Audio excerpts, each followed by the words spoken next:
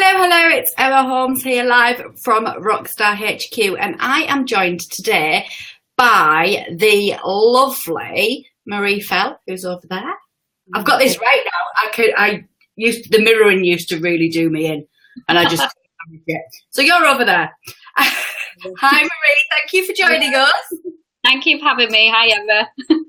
Hi. So you are a specialist in Pilates. Yes. Yep, that's right. Yeah. You are Pilates physio, yeah? Yes. Yeah. So I'm a physiotherapist by profession, and then I'm Pilates trained on top. So what made you go from pure physiotherapy into joining Pilates in with it? That's a really good question, because I never did Pilates before I did this, which is quite bonkers, isn't it? I practiced yoga from 18 years old, so I'm quite yoga sort of knowledgeable. But from a physio point of view, Pilates fits with the physio. It just makes sense because we train people to strengthen their core, work on their posture. But from an NHS setting, we don't really get to do it in that much depth and detail. We're very much like, you've got half an hour, you've got 10 minutes to chat, 10 minutes to look at your knee or your back or whatever it is, and 10 minutes try and get you out the door for the next one to write your notes. So then, yeah, so NHS was really fast paced, and I was outpatient based, so I worked in A&E, which is not a great place to be, and fracture clinic, so really intense, fast paced turnover job. And I'd had a little boy, he's now nearly 5, and trying to juggle NHS boy job. I think I was dropping him at nursery at like 7, half 7, and not picking him up till 6. Doing that 2 days a week, it just drains you. Yeah, really so hard. Something I had to give. Absolutely. Gived.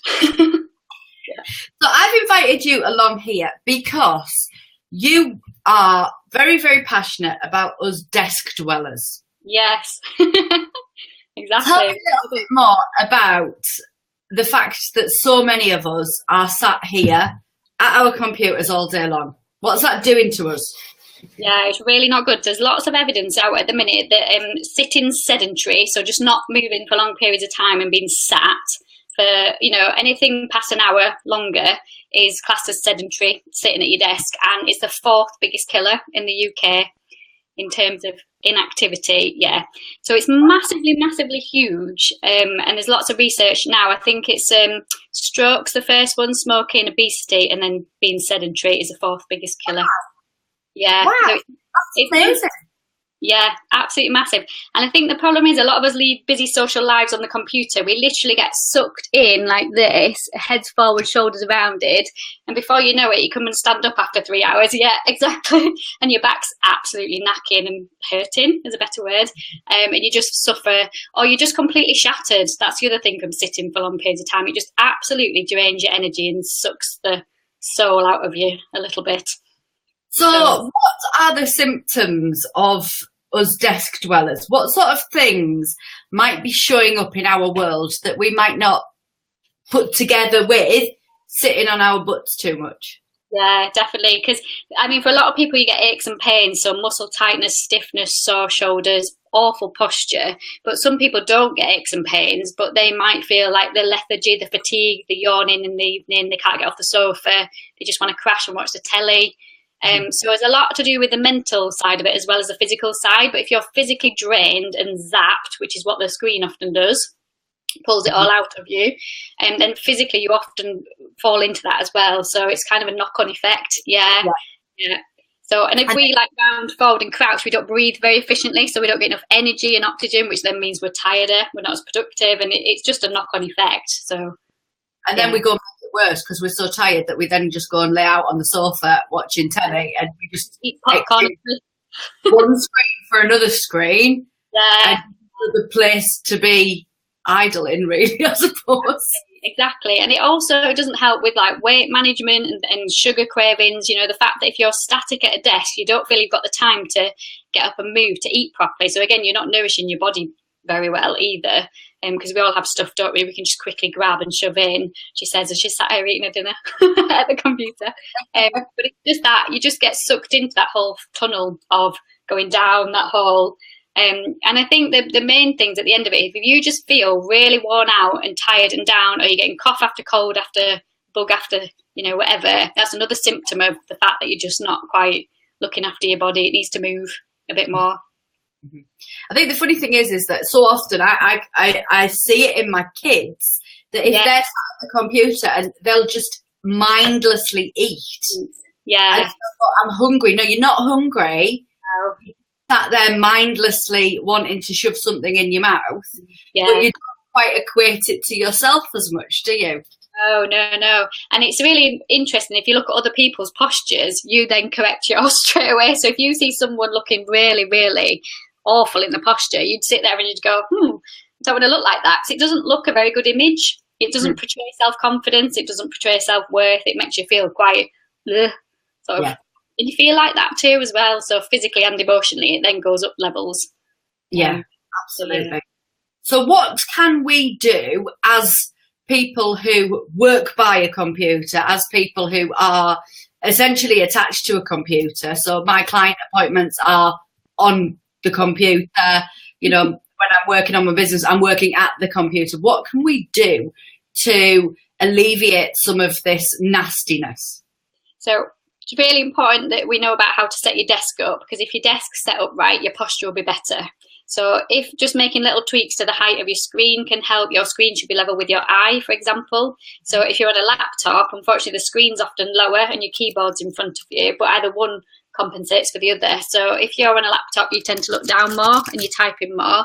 So just a simple trick for that is put your laptop higher and have a separate keyboard.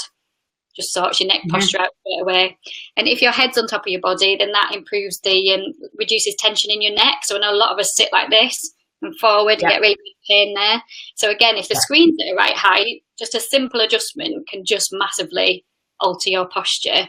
So there's one thing to be aware of your desk, setting up your desk, but then another thing to be aware of your posture and what positions you're in.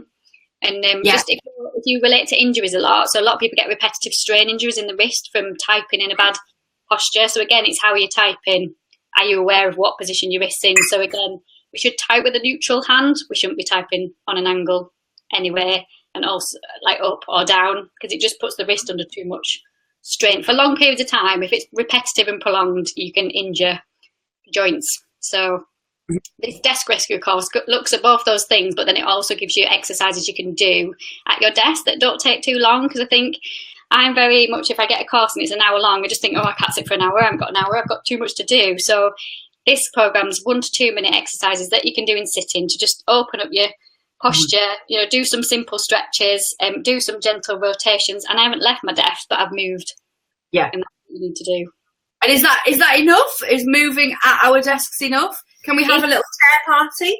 Yeah, exactly. Cuckoo workout. There's an app called the Cuckoo Workout, I think, app out there. And it was 2 Eastern European ladies, I think, that they used to sort of set a timer on their computer, and when the timer went off, they'd get up and go and do star jumps and lunges. So if you want to be active and do that kind of stuff, great, go for it. They encourage you to move. It doesn't matter what it is, just change your position, basically.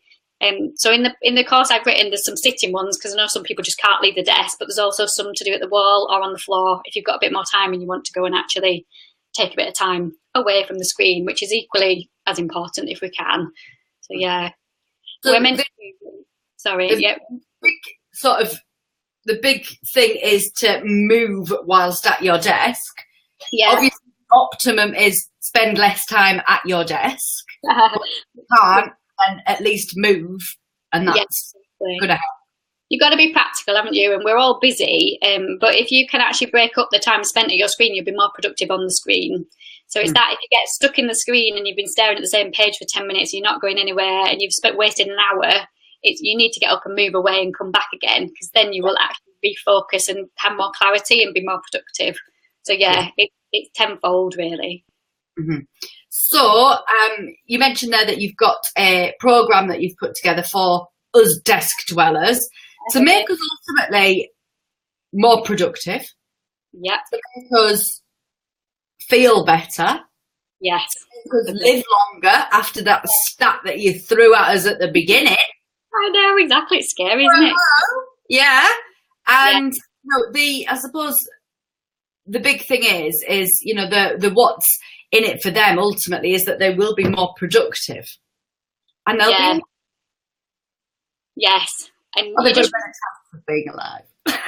Well, we all want to do that, don't we? We'd like to live as long as we possibly can. But it's also feeling better within yourself, enhancing your mood. You know, you release your natural endorphin chemicals that if you sat sitting for long periods of time, it's just dampen down.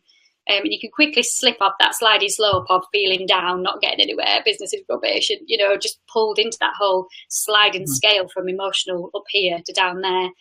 So if we move, we physically boost our natural happy hormones anyway. So mentally, it's hugely important as well as physically. There's lots of physio's got lots of physical things that we can all look at and tweak, but it's mentally as well. You need to look after both bits. Yeah. So the big things are move at your desk. Don't just sit still. Yeah. Check out your posture. Yeah. Get that computer in the right position. Yeah. Make sure that you're not all over with your hands as you're typing. Any other little takeaways for us today?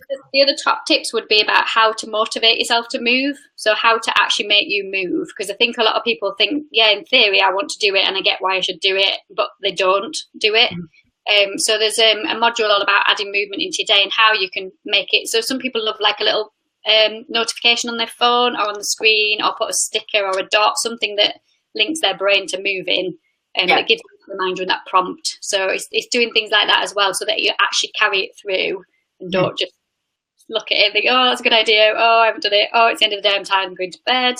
It's just trying to make it, fit in. So I've even got on my phone, I've got a reminder to have lunch, because I got really bad in this whole, I'll just. And suddenly it was school pickup time, and I'd get to school and think, God, I'm starving.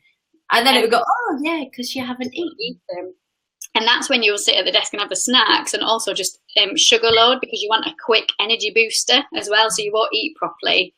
So again, it's that vicious cycle, isn't it? Yeah, just linking back. Cool. Yeah. Well, I will pop the link to your program in here, and everybody can go and have a little look at it. If you take nothing away from this little interview today, move your butt. Move your butt. Or even just move your arms, wiggle from side to side. You don't have to like get up and down, just do a jiggle. That's fine. Let me do daily Facebook Live with a little chair desk dancing going on, I think. I know. And we'll feel better, won't we? And look better. And it makes you feel better. If you can feel better, you'll work better and you'll be better. Totally. And, you know, the confidence as well, the ability to, you're going to lose a little bit of weight probably, you're going to feel better, you're going to be able to get on with your work more confidently, with more self-confidence, with more self-esteem, and make magical things happen. Exactly. Weave that magical movement into your day. Well, thank you so much for your time, Marie. It was lovely, lovely, lovely to have you. I'll let you get back to your lunch. I've got my soup here. Well, you enjoy your soup, and we won't tell anyone that you're eating that at your desk. I know, exactly. You have been doing Pilates all morning, though, haven't you? I have. I have. So I've got a good excuse to sit down for a minute. Thank you for your time, and I'll speak to you soon. Thank you. Have a good day. Bye.